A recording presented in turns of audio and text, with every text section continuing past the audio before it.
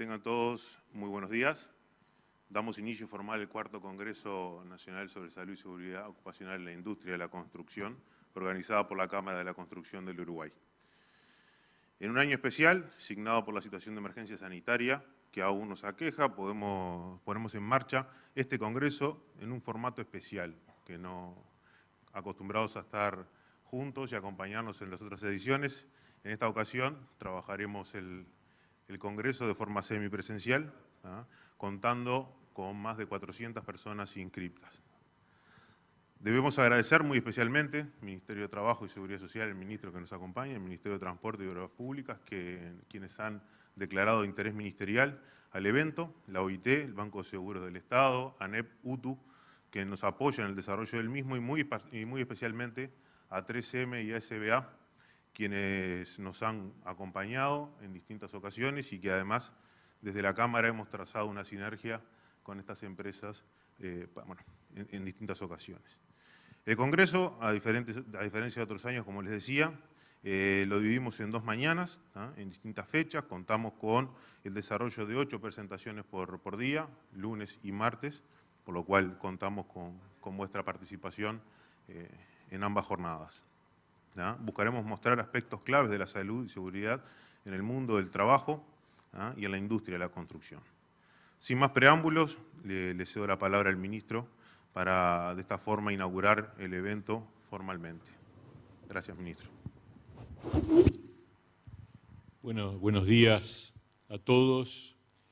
Es realmente un placer estar acá y acompañar a la Cámara de la Construcción en la inauguración de este cuarto Congreso. Realmente es un tema muy importante, particularmente en estos tiempos, así que agradecemos a la Cámara de la Construcción por la invitación y aprovecho también para señalar el importante papel que el sector y en particular la Cámara de la Construcción ha cumplido en tiempos tan complejos, con una mirada constructiva, positiva, optimista y con una gran disposición a aportar para el bien y el crecimiento del país. Mi idea es simplemente hacer un raconto de qué ha pasado con la situación del empleo, rápidamente recorrer cuál era el panorama previo a la situación de pandemia, luego presentar también cómo enfrentamos esos tiempos para defender el empleo y finalmente señalar alguna línea estratégica hacia adelante en tiempos que esperamos que más temprano que tarde sean los tiempos de una reactivación definitiva. Con respecto a la situación previa hay que recordar que el país ya vivía una fuerte afectación del empleo durante los últimos años previos a marzo de 2020. Hay 3 indicadores que lo reflejan con claridad. Entre 2015 y 2019 se perdieron alrededor de 50.000 puestos de trabajo. En promedio, durante el año 2019 hubo 47.000 trabajadores en seguro de paro total, no existía el parcial.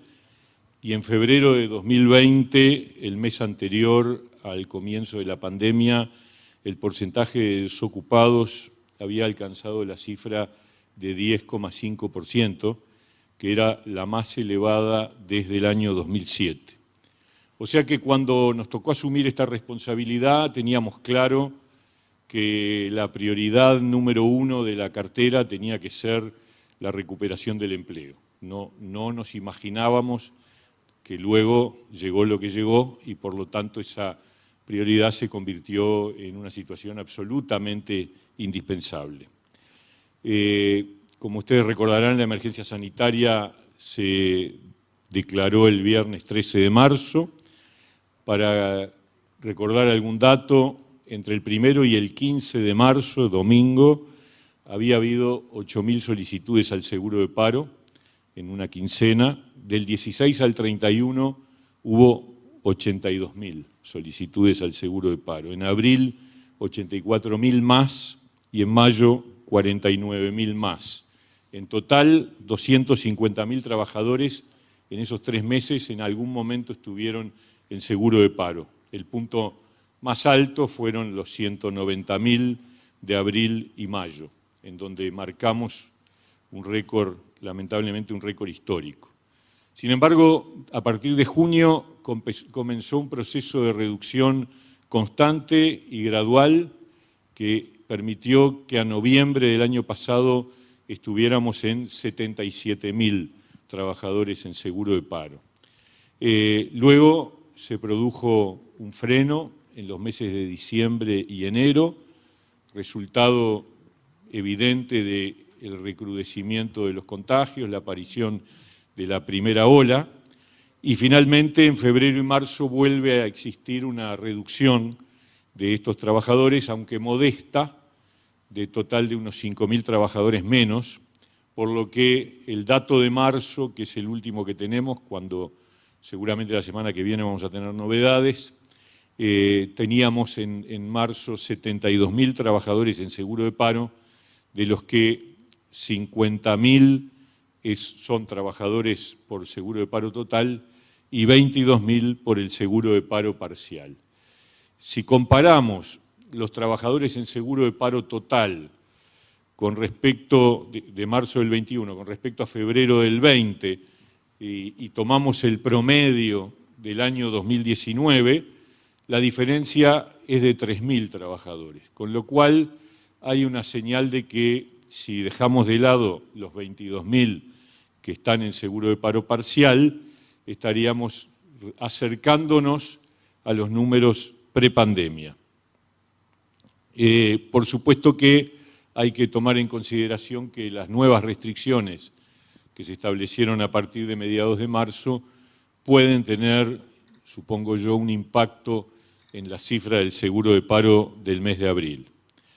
El porcentaje de desempleo, que es la otra forma de aproximarnos a la situación laboral, sin duda más completa, porque la encuesta de hogares mide toda la población económicamente activa, mientras que el seguro de paro mide la situación de los trabajadores privados dependientes, formales, marcó que el porcentaje de desocupación a lo largo del año 2020 y hasta febrero del 21, que es la última cifra disponible, osciló entre el 10 y pico, 10 y medio, que estaba en febrero antes de la pandemia, y el 11,1, que es la cifra última de febrero de este año. Este número probablemente oculte algún punto más de desocupación que refiere a la ausencia de salida al mercado a buscar trabajo por la evaluación de una situación todavía restrictiva. Lo que sí tuvimos fue una caída muy importante de los niveles de ocupación, porque si uno mide solo la desocupación, aunque hubiera algún punto más oculto, estamos hablando de un impacto muy leve sobre la desocupación medida como personas que quieren trabajar y que no encuentran trabajo. Pero lo que cayó radicalmente fue el número de ocupados en el país. En su momento peor estuvimos en 100.000 ocupados menos y en febrero del 21 esa cifra se había reducido a la tercera parte. Es decir, teníamos en febrero una pérdida de puestos de trabajo de 34.000. O sea que ha habido un proceso también de aumento de la ocupación. Pero en cualquier caso, está claro que el mercado de trabajo está fuertemente afectado y esto obviamente no es una excepción, hay datos internacionales que son muy significativos, millones, centenas de millones de puestos de trabajo perdidos en el mundo de acuerdo a los datos de la OIT. Con este panorama, obviamente, la prioridad asignada a la recuperación del empleo, que ya era antes de la pandemia, se convirtió en una urgencia insoslayable. Y en ese sentido, para analizar lo que ha sido la política de empleo, está claro que hay como tres pilares. Un pilar es las medidas de sostén, de apoyo, de respuesta a la emergencia. En segundo lugar, las medidas de promoción del empleo. Y en tercer lugar, las medidas de capacitación para la reinserción laboral. Vamos a empezar por las que fueron absolutamente prioritarias en el 2020, que son las de sostenimiento del empleo y de los trabajadores. En primer lugar, el subsidio por enfermedad. Hay que recordar que al día siguiente de que se declarara la emergencia sanitaria, el 14 de marzo, de las primeras decisiones que tomamos fue establecer que cualquier trabajador que fuera cuarentenado iba a estar amparado por el subsidio por enfermedad. Posteriormente, esa medida se extendió también a los mayores de 65 años. Y ambas están vigentes en el presente, y en el mes de marzo, por primera vez, los subsidios por enfermedad fueron superiores a la cantidad de trabajadores en seguro de paro. 76.000 trabajadores fueron subsidiados por enfermedad en el mes de marzo, y de ellos prácticamente poco más de la mitad fueron por cuarentena, es decir, por el problema de los riesgos de contagio, alrededor de 30.000. Durante el año 2020, sin contar este impacto de estos últimos 3 meses, que obviamente multiplicó el gasto en subsidio por enfermedad porque se dispararon las cifras de manera muy significativa, solo contando el 2020, el Estado invirtió 153 millones de dólares en subsidio de enfermedad. Los casos de subsidio por enfermedad por cuarentena estuvieron en el orden de los 6.000 durante todo el año 2020, pero con la ola fueron aumentando hasta situarse en los 30.000 de marzo de este año. Con respecto al seguro de paro, sin duda que la medida más fuerte y de mayor significación que se utilizó para evitar la pérdida de puestos de trabajo. Durante 2020, el gasto en seguro de paro alcanzó a los 415 millones de dólares. El seguro de paro parcial, que fue creado menos de una semana después de la emergencia sanitaria, es decir, el 20 de marzo ya habíamos creado la idea de que había que generar un subsidio de esta característica, fue un instrumento de enorme trascendencia para la contención social. Por otra parte, uno tiene que destacar la importancia de la cobertura social en nuestro país y la evaluación del gasto social en la pandemia.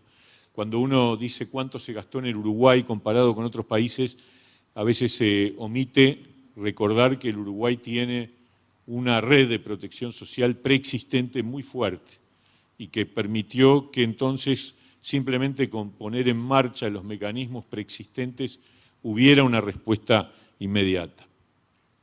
La OIT, en uno de sus informes, decía que en América Latina solo el 17% de los trabajadores tiene cobertura frente al riesgo de cese de actividad, el 17%.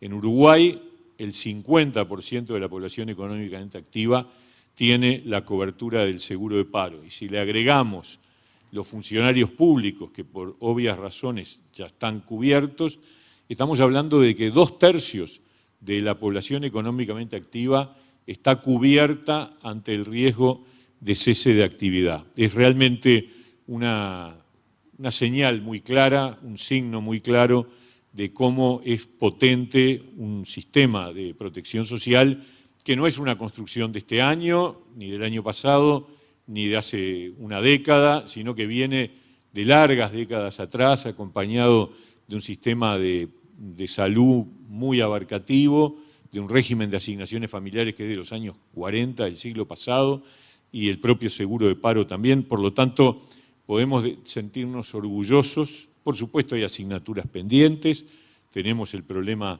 de las empresas unipersonales, de los trabajadores por cuenta propia que no tienen esa cobertura. También tenemos el problema, obviamente, de la informalidad. Pero en términos generales, se puede decir que el seguro de paro ha sido un instrumento muy contundente.